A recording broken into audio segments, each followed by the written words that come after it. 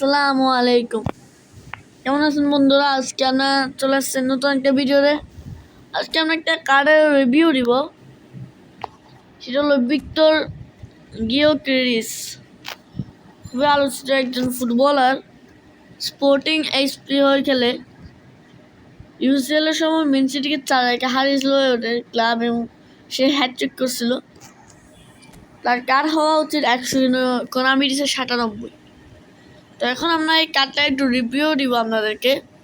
এটা আসলে ভালো কার নাকি মানে ফালতু কোনো কার, এটা আপনাদেরকে একটু বলবো। প্রথমে জন্য না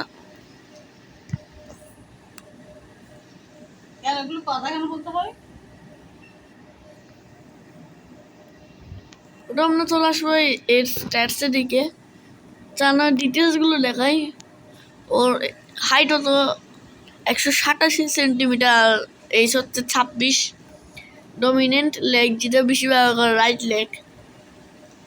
তো এখন পর্যন্ত 8টা ম্যাচ খেলে 14টা গোল আর 2টা দিচ্ছে আমার জন্য। সুইডেনের হয়ে খেলে স্পোর্টিং স্পি।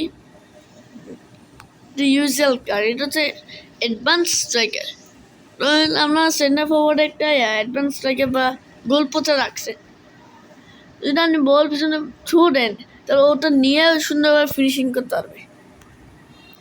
আরও কিছু প্লেসটা আছে কিন্তু আমি বলবো না এখানে। এখন হচ্ছে মেনজির স্ট্যাটস। ওভারঅল রেটিং নর্মাল হচ্ছে 93, এখন হচ্ছে 97। অফেন্সিভ অ্যাওয়ারনেস এটাও মোটামুটি ঠিক আছে 86। বল কাউন্ট 81, এটা দেখে আমার মোটেও ভালো লাগে না, কারণ একটু ড্রিবলিং করে যদি আমরা বলি যাবে তাহলে তো মন করে।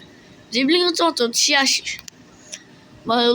পাসিংটা একটু খারাপ, কিন্তু ফিনিশিং আমার 89। 90 বললে আমি খুশি হতাম। হেডিং 77 জন্য একটা সমস্যা হবে হেডিং দিতে।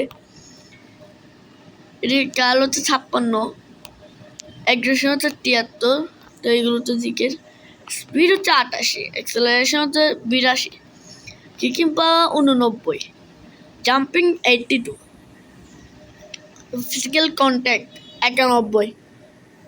এটা আমার একটু ভালো লাগছে। অন্যটা হচ্ছে স্ট্যামিনা 85। তো এইগুলো দেখা লাগবে না। স্কিল অনেক ইম্পর্টেন্ট।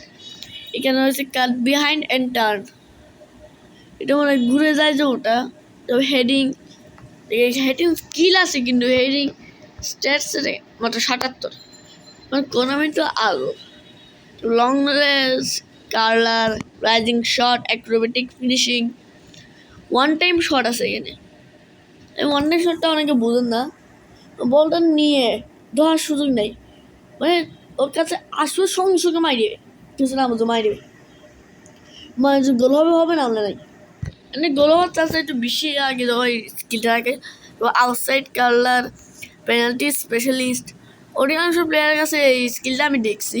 তবে এরিয়াল সুপিরিয়রিটি, এটা কিন্তু অনেক ভালো একটা স্কিল। এটা কাজটা আমি ভুলে গেছি যে স্কিলটা আপনার সিএফ এর মধ্যে থাকলে ভালো হতো, ফায়ারিং স্পিড না থাকলেও সমস্যা নেই। তেমন আমি স্ট্যাটস দেখাইছি। তো স্ট্যাটস অনুযায়ী ওভারঅল ভালো একটা কার্ড। সিএফ এর খেলাতে পারেন। আর ইনফরমেশন যদি এরকম দেন তাহলে খুব ভালো হবে।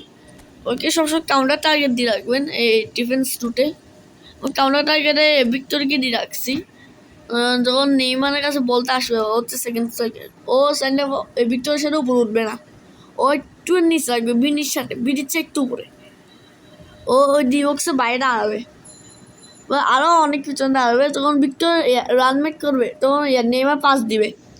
পাসটা যখন ভিক্টর দৌড়বে, ও যদি ফিনিশিং করতে পারে তাহলে এটা পারফেক্ট দৌড় হবে।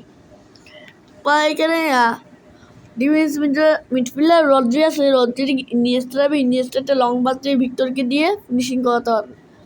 ঠিক আছে, ফরমেশন রাখলে ফিনিশিং করা একটু ইজি রাখবে আর কি।